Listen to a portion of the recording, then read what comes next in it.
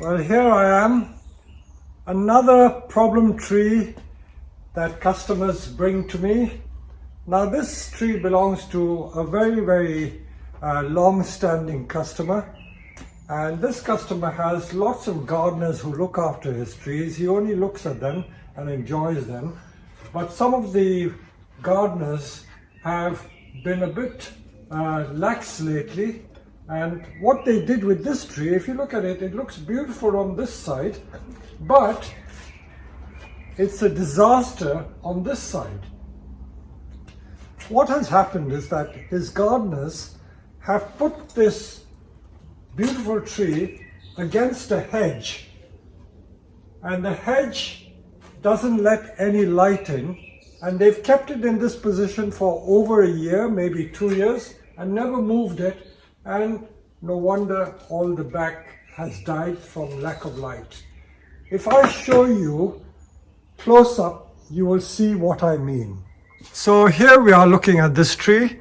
This in fact is a very expensive Japanese cryptomeria which I imported from Japan in the early days, must be around 1990, 91, 92, 93, I can't remember the exact date. And it is a formal upright Cryptomeria japonica with a little bit of gin at the top. The gin used to be higher than the tree, but the top has been allowed to grow. But as you can see, this is really a very old tree. It's been in this country for over 30 years. So I would say this tree is every bit maybe 70 or 80 years, could be even more. So this is an old tree and beautiful formal upright tree, but look at the state of it. Cryptomeria is a very difficult tree. If you remember, I did some videos on a similar Cryptomeria about a year ago when another of my customers had a formal upright tree, but not as thick as this one. This one is massive around the trunk. Look at the thickness of the trunk. Beautiful thick trunk. But that tree has also suffered the same fate, and there's a lot of brown in it. Cryptomerias are difficult because if you don't keep pruning the brown foliage, the tree goes downhill and it will begin to look very untidy. Look at all the debris falling from it. See, each year you've got to literally clean all that debris and get the old debris out. This is all old dead needles. Look at it falling like snow almost. The whole tree is like that. So what I have to do is I'm just going to cut the dead out because this dead is not going to grow again. But the branch is alive. Can you see the ends of the branches are green?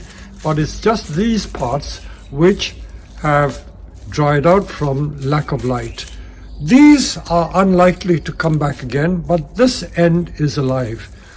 So it's going to be a pretty tricky operation because by the time I remove a lot of this dead, there won't be much tree left. So let's begin by removing this and then let's see what can be salvaged from this tree.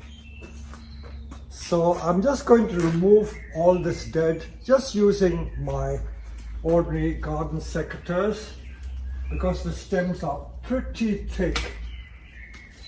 Ordinary bonsai scissors won't be able to do the job. I'm going to leave little stubs at the end in case I want to make little bits of gin from it, from the ends of the branches. So I'm not closing the options entirely. Don't forget, after all, this branch is well alive. It's just that the insides have died.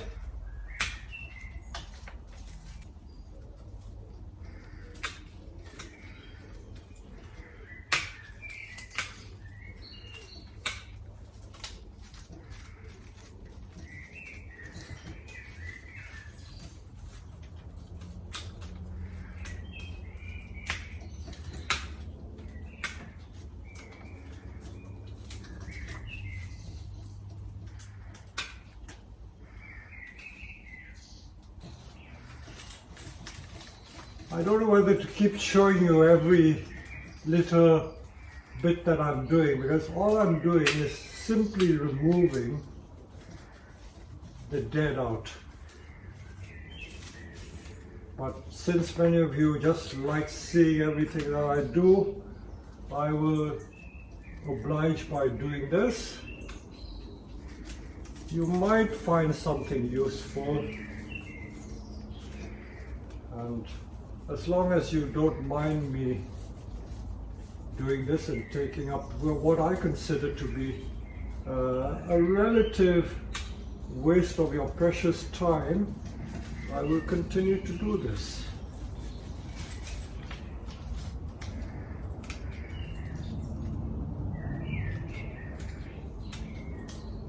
I'm sure many of you will be saying, how come some people leave their trees to get into this state?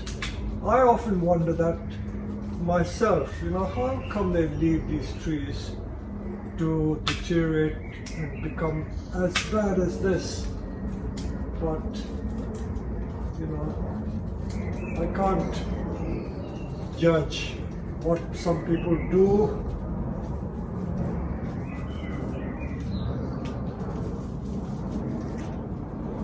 What's done, it's done. We just try and do the best to make a good job out of something which is bad. I never accept defeat. I always believe that you can always rescue a tree and make something from it. I think you know me well enough by now to understand my philosophy and approach to doing bonsai. And I never blame people for doing things which may appear to be silly or stupid, but you never know the circumstances which gave rise to it. Some people are very busy, or the gardeners may not realize how valuable these trees are. But I'm here to rescue the trees because the customer needs it rescued, and what is more important, I love these trees and I hate to see these trees get into this terrible condition. I know that I have to work for a living, but I would work for free. If I was an amateur, I would gladly work on a tree like this, just for the sheer fun of doing it. This tree is beautiful from the side.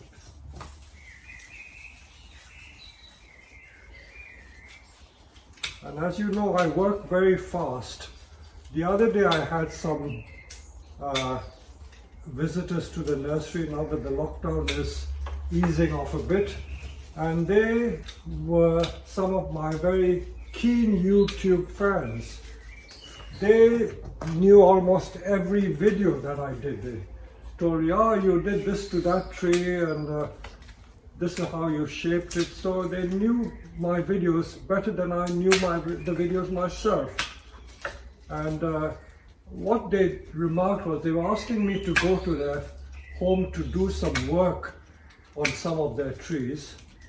So I said, I charge for coming out to do a job. The fact that I work fast is only incidental, because if I charged by time, that means work by the hour, I would not make a lot of money because I work too fast. I would work so fast that I will work myself out of a job. I once used to engage some so-called bonsai consultants, because with a large nursery like this, I can't deal with all the trees. So I do sometimes engage people who claim that they know a lot about bonsai, and I give a chance to work on my trees, to maintain the trees. And it used to appall me when they came on the nursery and they used to spend 5 minutes looking at a little twig. So, and if you're paying them by the day and they spend 5 minutes and then goes on 10 minutes, 30 minutes, an hour, just looking at little twigs and not doing very much, that's not good use of my own money. So you get that as well. But in my case, I don't work by the hour because I work very fast. I just work per job. Now this is one instance where you could take days and weeks even to bring this tree back to its former glory, or even change the style. But I'm not going to accept that challenge. I'm going to just work my way through it and see how it emerges at the end of the day. Forgive me for rambling on. I still feel a bit guilty because I know that I'm making the video, but I don't want to bore you with so much chatter. But I know that if I just worked and not said anything, that would be boring as well.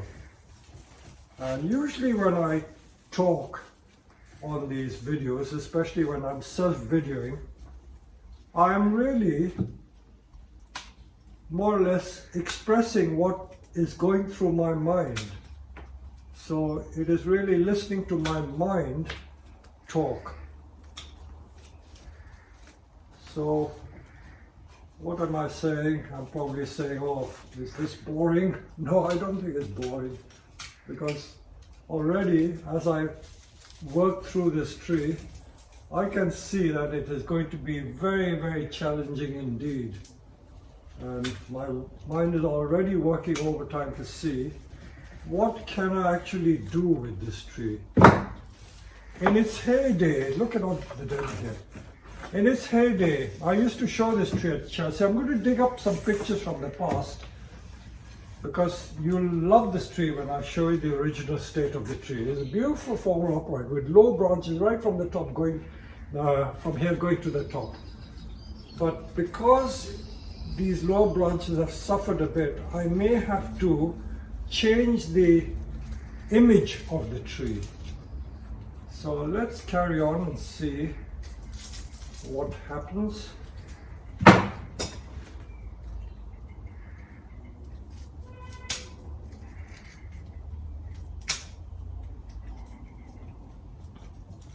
One of the difficulties of my job when I am given trees to restore or resuscitate, the customers always say, do what you think is right for the tree.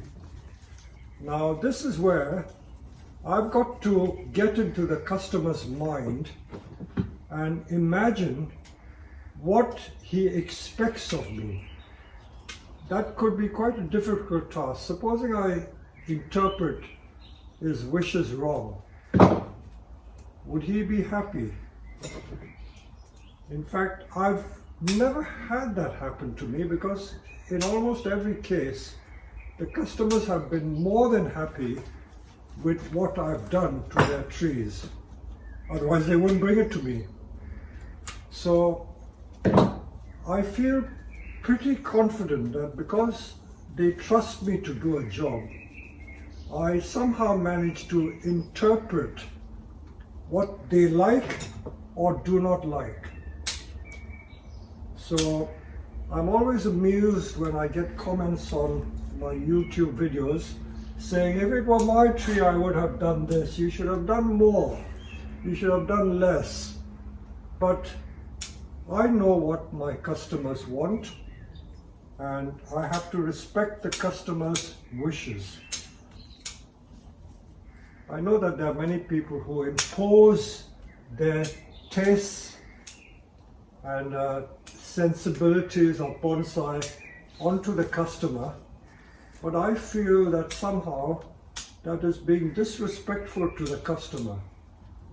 After all, the customer is the person who calls the tune, and the customer has to live with the tree. So what the customer likes is, I feel, very, very important. Now, looking at this tree again, there are immediately two options for me. I could either use this as the front I know it's pretty bare. Or I could turn it around and use this as the front because it doesn't look so badly scorched and damaged. But what I will do, as I said, I'm just going to remove all the dead twigs first and then see what happens thereafter. So that is the plan of action. I don't know whether to switch the camera off at this stage because all I'm doing is spending time getting rid of all this dead brown needles, and when that is all done I will take it to the next stage. I think I've removed about, I would say, 80% of all the dead. Now I'm just going to bring the camera close to show you what I have done.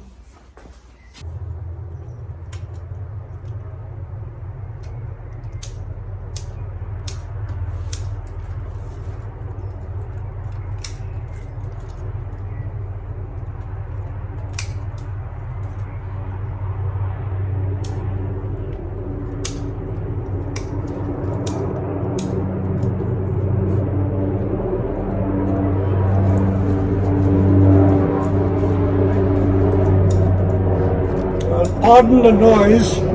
This is not from aircraft. This is a helicopter that one of my neighbors has.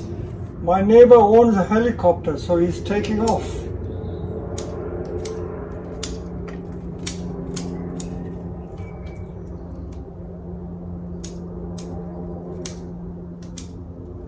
I must say we haven't seen an aeroplane for the last 9 or 10 weeks. But I believe they're going to start again. Today is the 9th of June and they're already talking of increasing the flights from the next week. It'll be nice when it's all over, although I love it quiet here when the planes are not flying, but we can't carry on with the lockdown and not being exposed to the real world or exposed to the former world again. Now look at this pad, it is so dense, it's so dense. I have to reduce it somewhat because I need to show the space between the branches. So that's coming off. It's too dense, much too dense. Let's try and reduce it a little bit and yet maintain some green because the pads have to be alive. It's just that I don't want each pad or each level to merge with the next one above.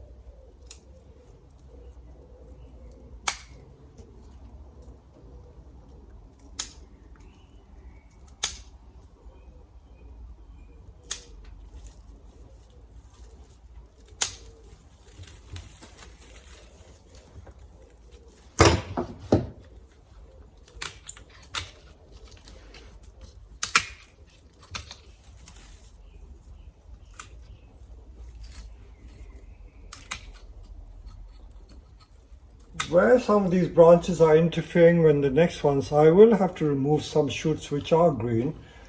Like this one, for instance. I removed a branch from inside here because it was cluttering this space. So I've created a space by removing some of the green from there. So you have to remove something. I can't get away with not removing anything. So some of the green will have to come off.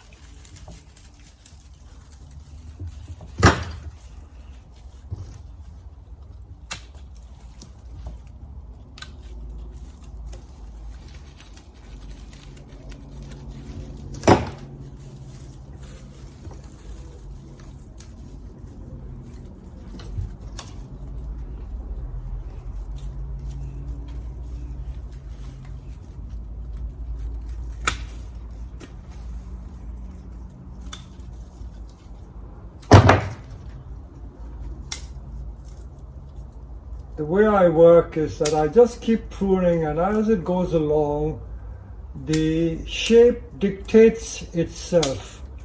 I never force the tree into any shape.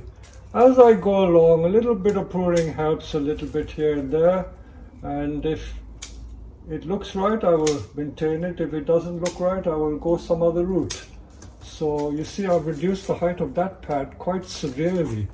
This one, it was way up there merging with that top tier, but I've now managed to reduce this height slightly. I don't think it would be quite right if this was just a silent movie. We're not talking of the good old days of Charlie Chaplin and Laurel and Hardy, but I have to say something, and to just express what I feel is going on is part of the learning process for you. That's why I value the feedback. I like feedback. If you didn't give feedback, I wouldn't know what you like and what you don't like. But I've always considered my voice to be very, very boring. And I think I did tell you, my elocution teacher, if she's listening, she'll have a good laugh. I did approach her some time back. She's a very well-spoken lady. And I love the sound of her voice because she speaks very well, what we call cut glass English accent. And I went to her telling her that I want to change my accent, but she refused. She said, "Your voice sounds okay." So here I am stuck with my funny, slightly Indianized English accent. But as long as you understand what I'm saying, and it's not offensive, so be it. Now let me just take a different view to show you the state of the pad. So you can see I'm trying to create the spaces between the pads.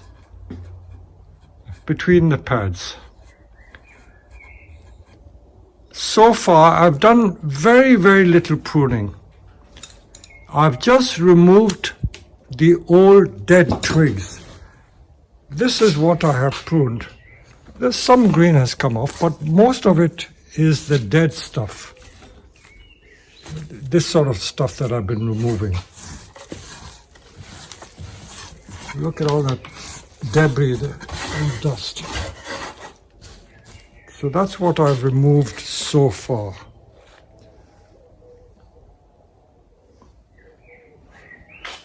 This was one of my favorite trees, really favorite tree. The last time I think I displayed this tree was at the Chelsea Flower Show of 1994. I have a picture of that tree, the same tree, on my Chelsea Flower Show stand. I will dig it up and show you the picture in the video so you get a chance to see it. Now, the more I look at the tree, because I've cleaned it out, I've done it a favor, so I can still use this as the front. So what the gardeners did by creating all the dead has actually given the tree a new look. Just cleaning out the dead foliage has transformed the look of the tree and opened up the front. And I'm really excited. Let me clean a little more. So this is where I've got to so far. And as I said, just taking the old debris out from the tree has made a lot of difference. And I'm very encouraged that I probably won't have to do very much more. I don't want to take too much of your time showing you me cutting out the dead, but all I'm doing is literally cutting out the dead, all the dead foliage in there. Now that the tree is over here. I've got to change the turntable because I can't reach the top. So let me just take the tree off.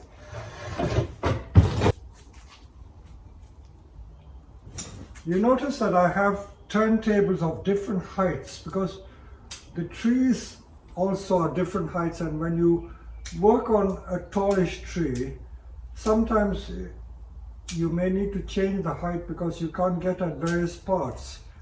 So that's the reason why I have these little devices. I know that you have these turntables like barber's chairs where you can pump it up and that can do everything, but everyone has their own peculiar little preferences, so it's always nice to improvise. I don't believe in spending lots of money on things which you don't have to spend on, you know. Better to spend it on a tree than on gadgets.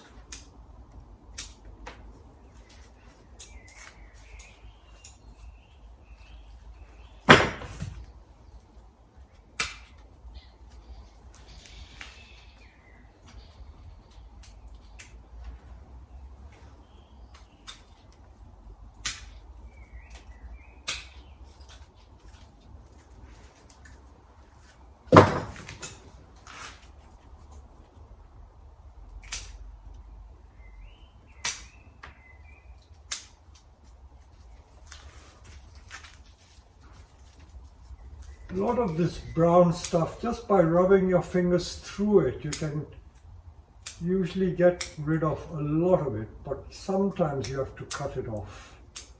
And the tips of these green shoots, I'm just going into the wood and shortening it. That's all I'm doing.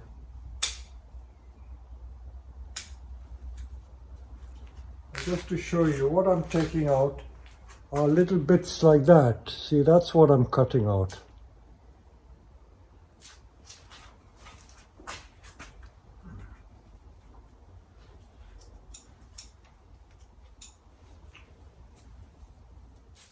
When it's all done, I'm going to use a hose pipe and jet the water through the foliage just to clean the rest of the debris out of the foliage.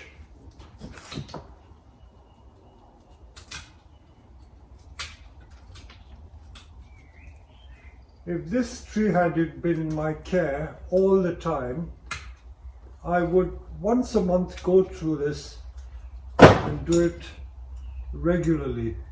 But seeing this tree, I think it probably hasn't been touched for about 2 years.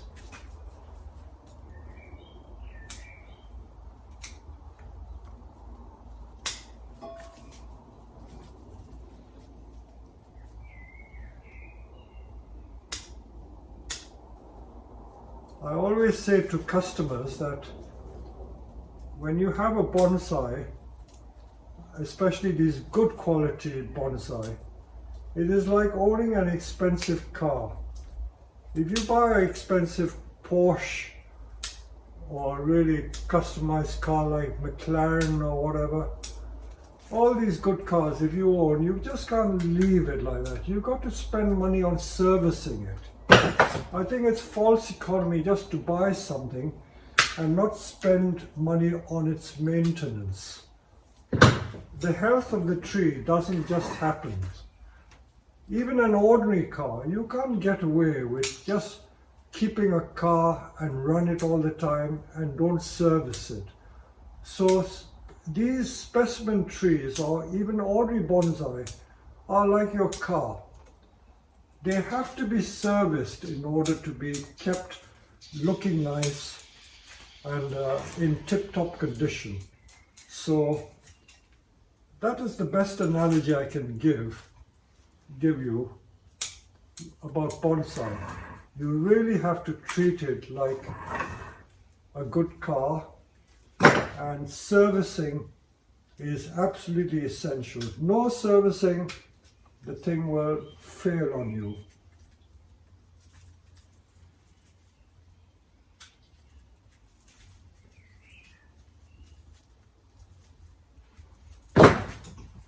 It never ceases to amaze me how people don't realize simple things like this. They think that once you buy it, it'll stay like this forever. No way.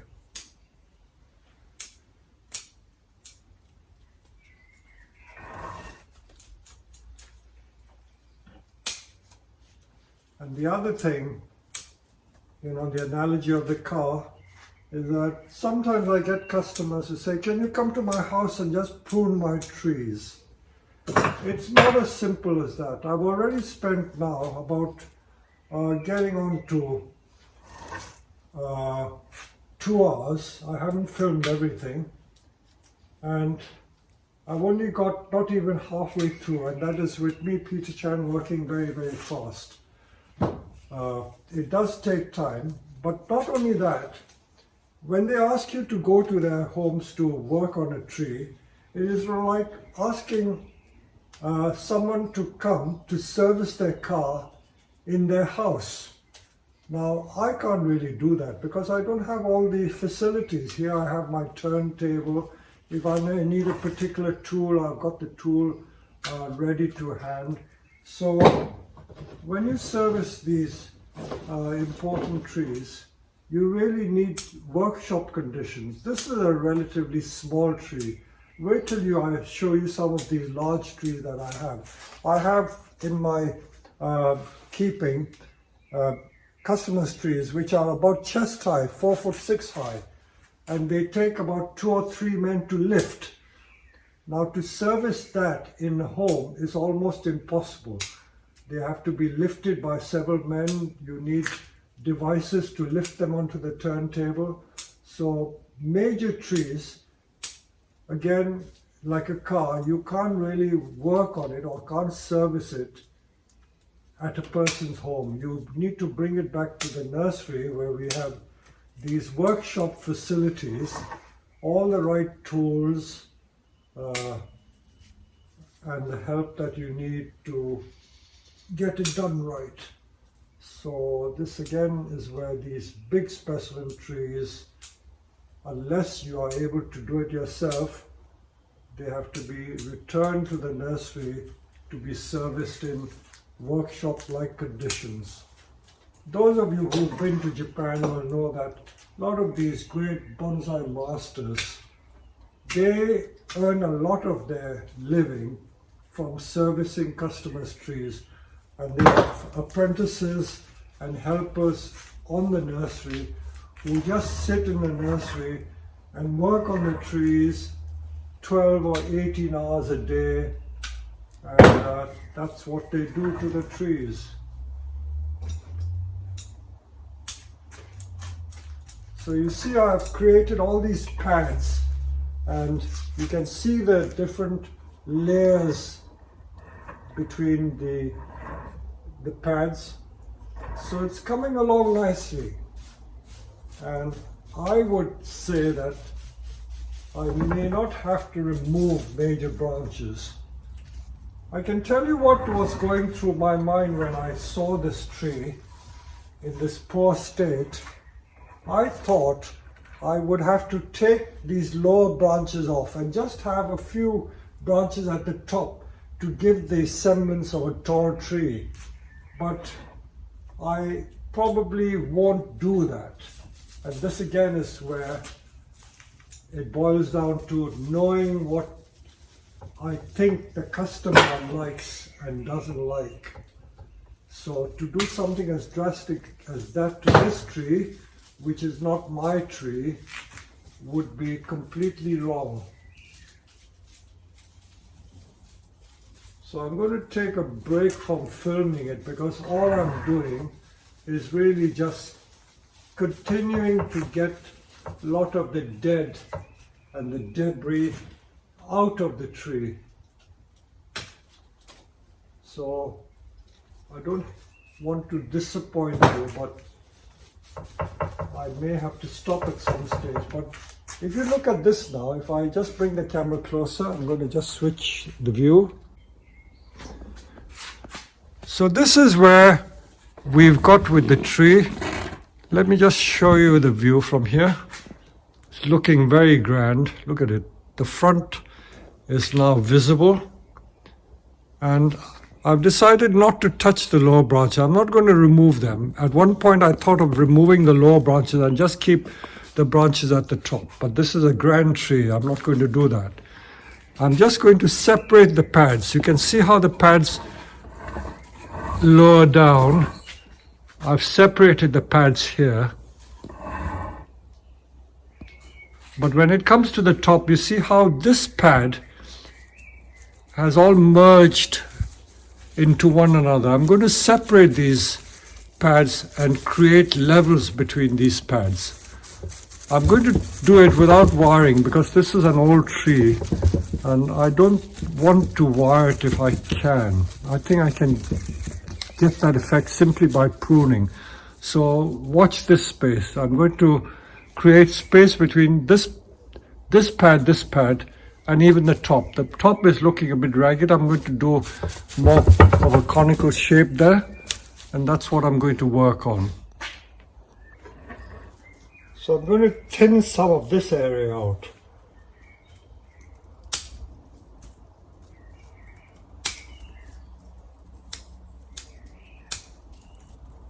Fortunately, there's such a lot of foliage that I can quite safely go into it and take some of it out without affecting the overall look of the tree.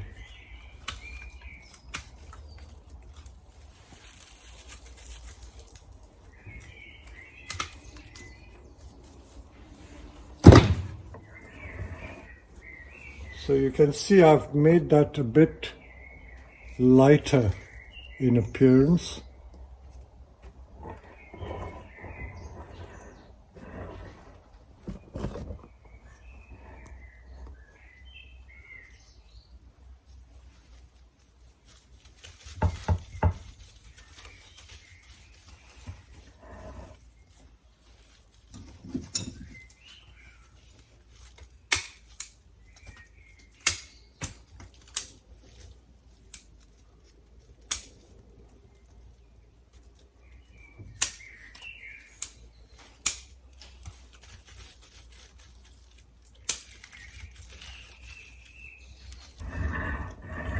Just turning it around so that you can see all the detail from every side. You see that gin there, so beautiful there.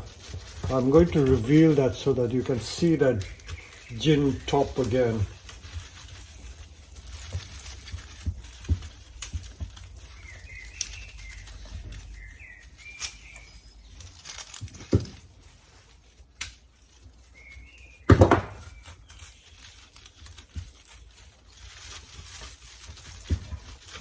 So just rubbing it, see what a lot of debris comes out.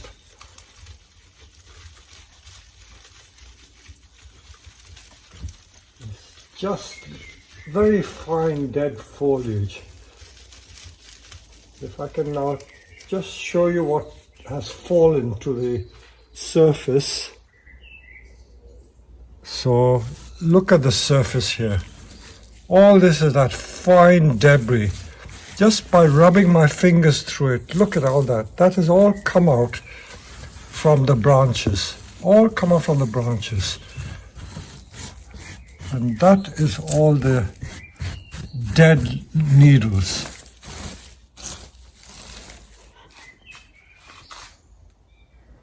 I haven't taken a great deal off. It's just dead. Some of the green I've taken out. So it is this stuff which is coming out of the tree, all that.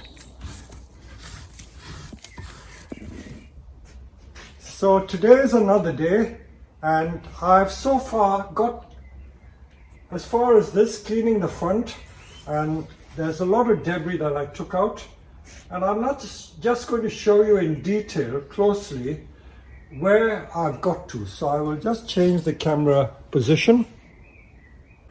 So let's have a closer look at the tree. That is all the debris that I've removed. So it's quite a bit of it. Look at it.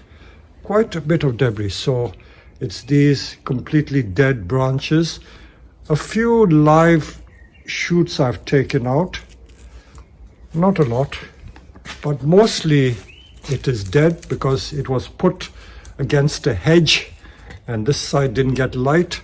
So the tree doesn't look that bad. It looks like a nice, tall, natural looking tree. And as I said, I was going to remove the lower branches, but on reflection, I probably won't. Because again, this is one instance of respecting the customer's taste. If we come and look closer, this portion is very dense. Here is very dense. I need to create some spaces between these different layers, and the top is very heavy too. I need to thin this out a little bit so that it looks less dense. And I want to show that original gin, which was part of the design of the tree. Originally, when this tree was imported, that gin was on top of the entire composition. And the tree, the apex ended somewhere here. But over the last 30 years, it's grown that much, about 6 inches from here to there. It has grown in the last 30 years, which, considering 30 years, is not a lot of growth. If I grew a tree in the ground for 30 years, it would be about 60 feet tall. So here we are, and I'm going to now create some space between this. So I'll revert to my normal camera position and I will work and explain as I go along. The tool I'm very fond of using is just this ordinary rake, which I use for teasing the roots. But the rake comes in very handy when I have a lot of debris in there, especially with needle junipers. Although this is not a needle juniper, this is quite a prickly tree. So I go in there and pull out all the dead debris with this. So it's quite a useful tool that I've found useful for doing this particular task. So I'm still having to take a lot of the dead out. There's so much dead in there. That's the trouble with cryptomerias. If you keep a cryptomeria, you've got to be prepared to constantly keep on top of it and keep taking the dead out. Otherwise, the tree is very hard to maintain. That's why I think cryptomeria is not such a popular tree. It is difficult. And you soon get to know the different species. If you're interested enough to have this species, you will soon learn how to look after it. So I'm trying to keep the space between these different levels. So this one has a space between here. Underneath here, there's a lot of debris there.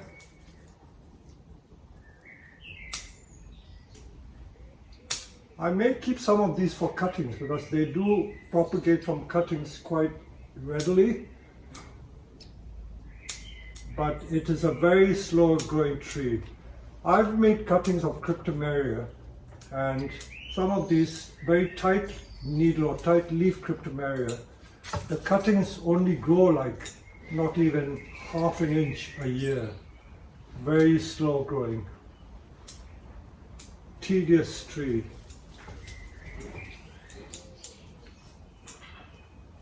So I'm constantly looking for opportunities to create space between the branches. See, I'm trying to create this pad here. Although this is the back, I still need to be quite meticulous and make sure that there is space from this side as well. Just because it's the back and can't be seen, I think it is still a good discipline to tidy that what can't be seen. Because if you turn it around, you will see it.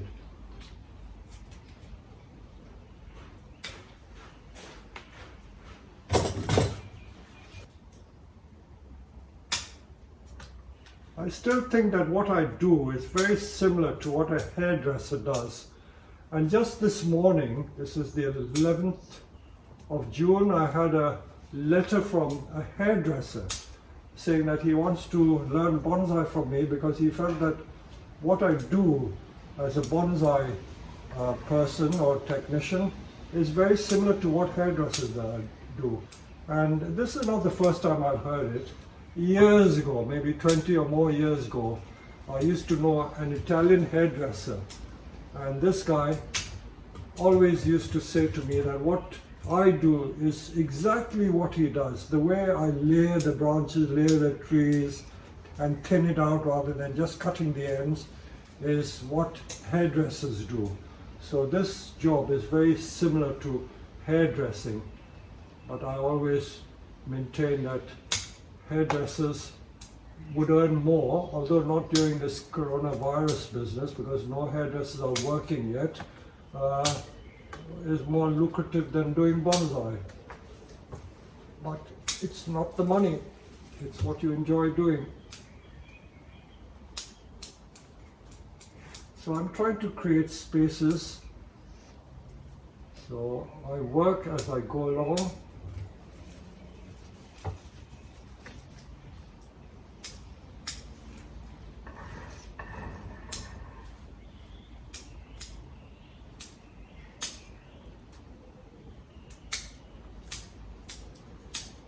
I apologize that no one is holding the camera, because if someone was holding a camera, they could come closer and see precisely what I'm doing. But I hope what I'm doing, self-videoing, is quite sufficient. As I always say, I rather show you something than not showing you at all. If I didn't have a cameraman, there wouldn't be any video if I were to rely on him all the time. But I think the self-videoing seems to be working quite well. And I've got used to talking to myself. And I'm certainly not going mad talking to myself. I think my staff, when they pass by and see me talking to myself, they certainly think I'm mad.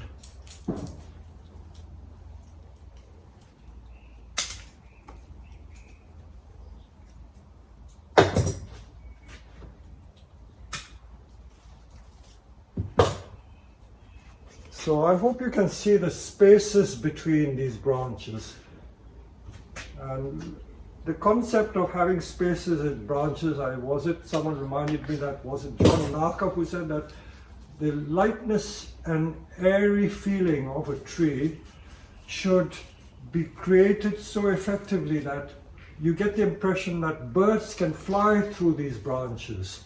I don't know whether it is attributed to him or not, but that is a very nice concept, that if you make a bonsai really well and it gives the feeling of naturalness, you should be able to imagine little birds flying through here. I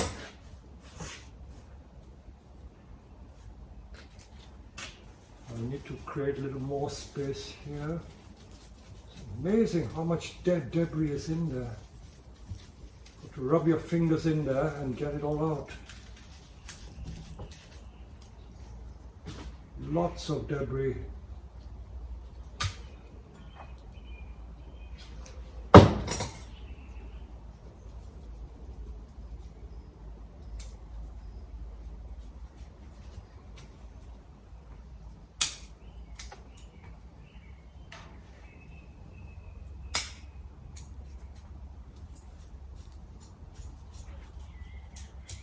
May end up that the back side looks better than the front side.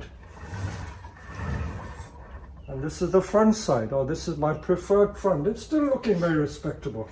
So although all this side was dead, it has opened up the front. As I say, whenever you get a situation that looks bad and it looks irretrievable, and you despair and say, oh, what has happened? I won't be able to make anything of it. So what was originally a disaster has turned out to be a blessing in disguise. So never despair, never despair. I'm just using a little wire brush to get some of this debris out. I will do a good brush up in a minute.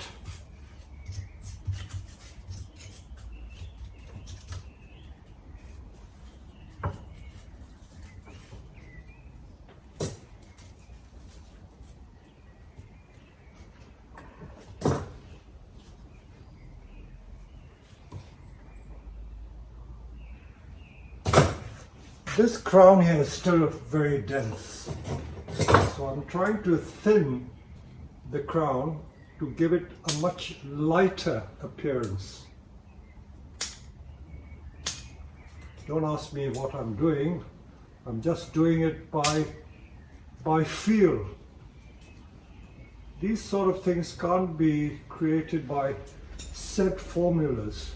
You just got to improvise as you go along. And that's how I work. Improvisation. It's very much like playing jazz or other types of art where you go along and improvise and create and go with the flow, as it were.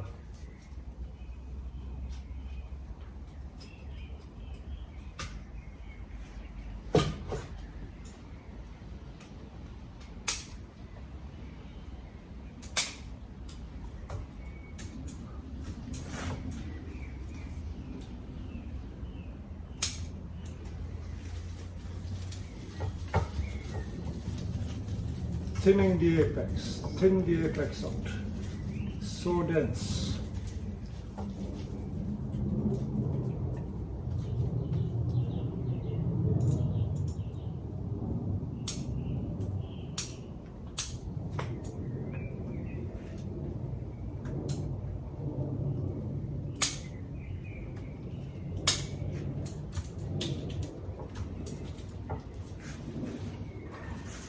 I hope that gin effect is visible.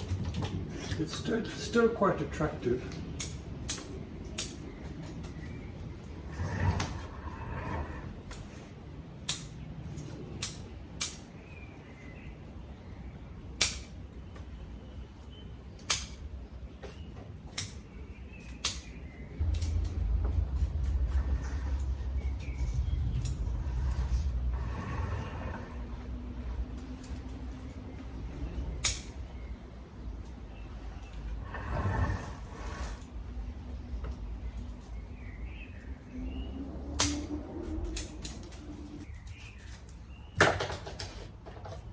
So just improvise. You see, an ordinary toothbrush can come in very handy for cleaning. The wire brush is more robust for cleaning the actual bark, but just for getting dust and debris out, this toothbrush is working very well. And now this very stiff wire brush. This is a brush I think builders use for cleaning all sorts of brickwork. So very effective for cleaning the bark.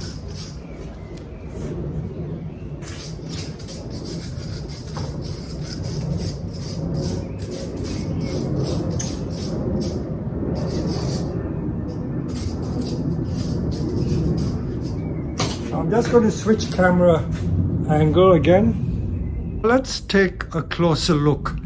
You can now see that gin there, and you see how I've thinned the top. It's not so heavy now, so you can see all the gin. The front here, that looks very dense. I may thin this a bit. But apart from that, I think I'll be quite happy to leave it like that.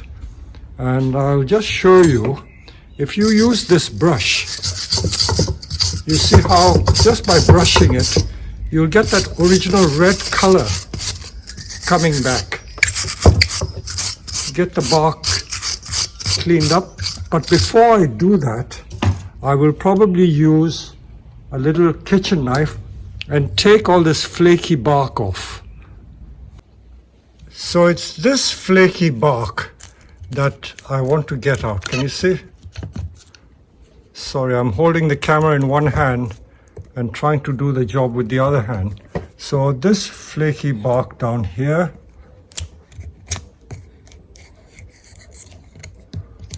so it's all this bark that I'm trying to get off. So you see I'm using a chisel. You can use a pen knife, you can use a Stanley knife. So with junipers and cryptomeria, the bark can be taken off. But don't ever take the bark off pines, because pines take years to get crusty and you don't want to do it with that. Of course, the cryptomeria and the junipers, they belong to the Cupressus genus, so they behave in the same way. Do you see how the bark is coming off? They're like cinnamon bark, see? So you can peel this old bark off. So that bark is coming off, peeling off like that. And the lovely red is underneath. So that is what I'm doing.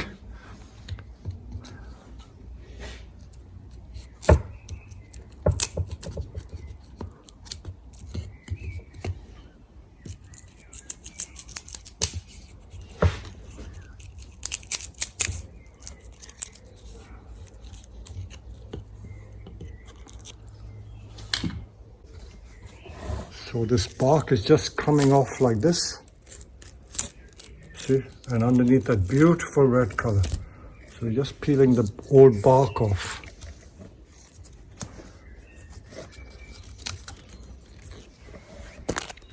I enjoy doing this because it shows all the lovely color underneath.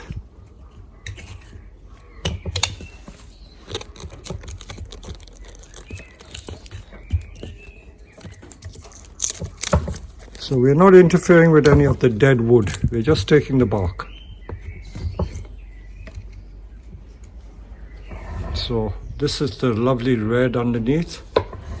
And there's still old bark there. All that bark is going to come off. All this will come off.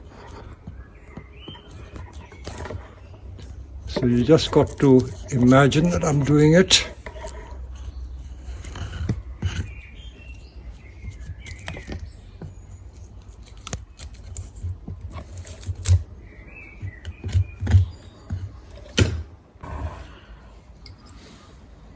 So I'm just finding flaky bark I like to take off. Now I've got someone to hold the camera so I can show you in more detail. So I've got to just go through the entire tree. So there's lots of bark. I won't be able to show you everything, but you understand the general principle. You see the bark comes off very easily. See, that's a big chunk of bark there. Look at that. That's lovely bark.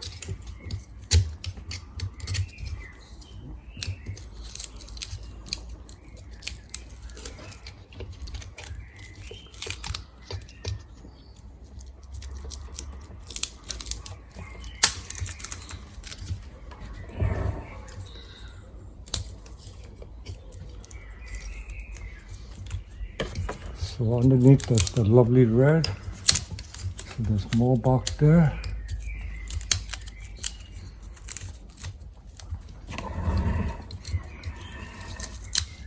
I find that if you start it off with a knife of some kind, it makes it easier.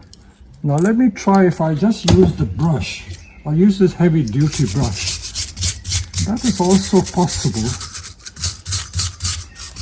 But it may not get all that old bark off.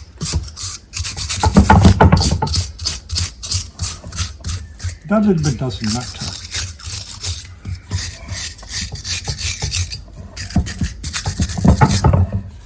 Yeah, some of that bark, that definitely has to come off. See, that comes off. That would come off like that. So I'm going to just go through the entire tree doing this. The next time I show a shot will be when I finish doing it all.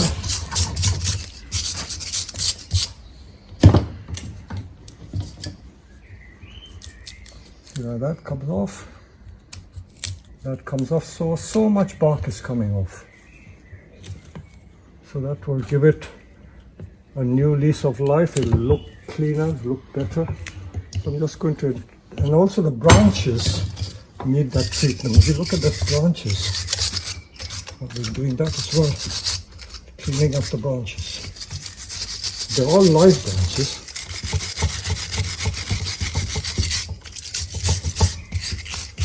So there you go. Okay. So I'm just going to show you, I'm still removing the bark, and this is the bark that I have removed from the tree. Look at it, it's just like cinnamon bark. And that's only from a small portion of the tree. All this bark comes off. And if I get closer again, You see how I'm pulling the bark off? It just peels off like that. And that's the bark that I'm peeling off. So I'll continue to do this to reveal that lovely red color underneath. See how beautiful the colors. I'm going really close, and there's more bark to remove. I think I got my colleague to photograph it, but I'm going to continue doing it, and I'll show you the end result when I've finished removing all the old bark, and I'll brush it up and then show you another shot. So what I've done is I brought another kitchen knife. This kitchen knife seems to be better than some of these other tools. So we just have to improvise. Sometimes one tool is not as easily manageable. So this is a better tool for this particular job. So we just keep improvising. No expensive bonsai tool. This is just an ordinary kitchen knife. As I've always said, just having the best tools doesn't make you a good bonsai technician or bonsai artist. A good technician can work with anything. So look at that piece of bark, all that bark coming off.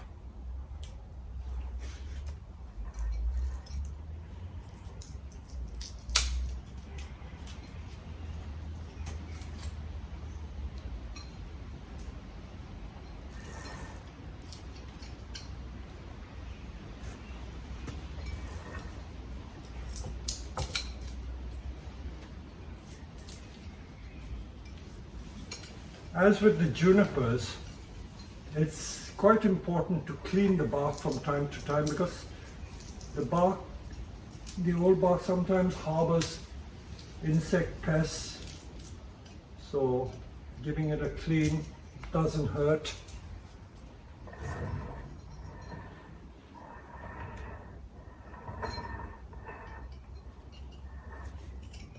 When I feel I've done enough, I will now use the brush and see what effect I get.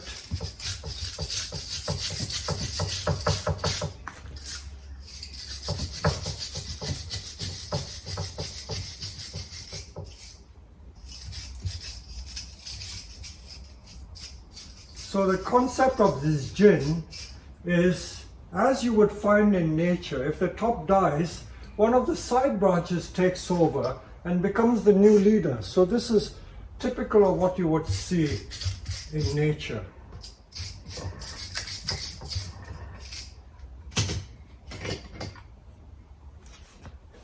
So now I'm just going to use an ordinary broom head and clean the surface of the pot.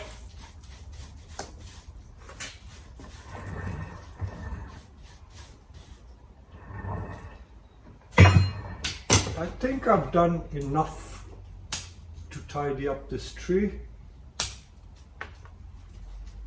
and the final wash is going to be a spray with the hose pipe. So I'm going to take the tree out to where I have a hose pipe handy, and I'm going to just jet it. In fact, I'm going to bring the hose pipe here.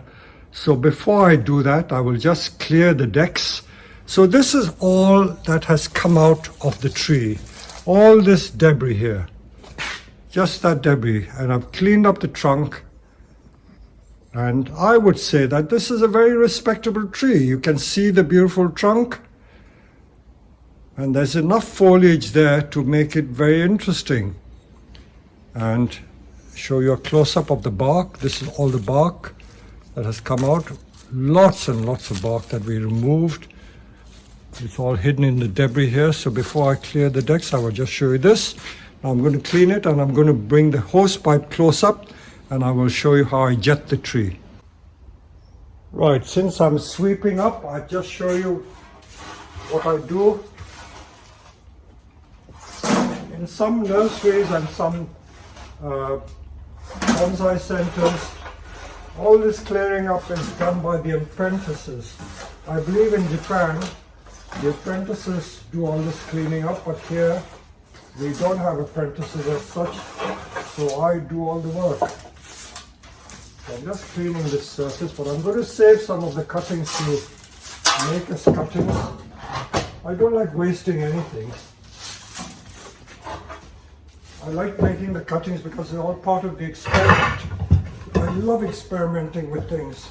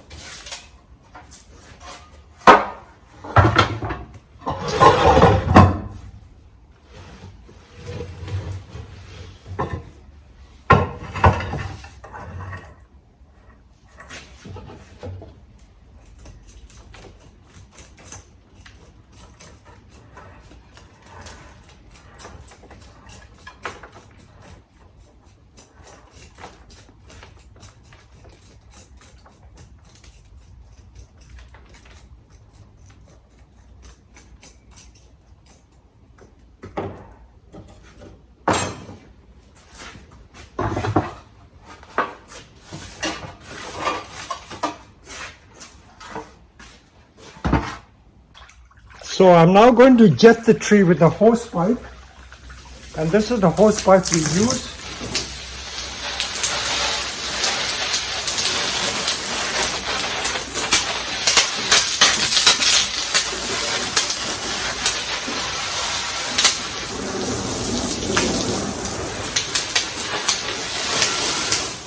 I'm going to be careful not to wet the camera.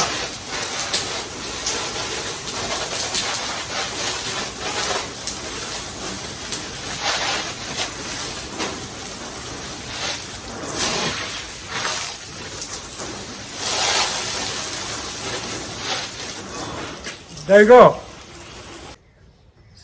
So let me take one final shot of the tree. I've now just washed everything. You see, everything is wet, and I've washed the bark. Look at that lovely color. Look at that color. Beautiful red. And the gin at the top now visible. The thin top looks much more delicate, not a pom-pom anymore. I'm not sure about this front branch. I may leave it. I think I'll leave it. I've hardly removed much. I've just removed the dead branches and tidied the tree up. I haven't done much more. And if the customer likes to view the tree from the back side is probably as nice. Some people like a very full side with a lot of branches. It's amazing how many people who are not that au fait with bonsai, they usually think that the back is the better side. And this certainly has more foliage, so if the person likes this as the viewing side, then let this be the viewing side. But it's a lovely tree altogether. Very old tree.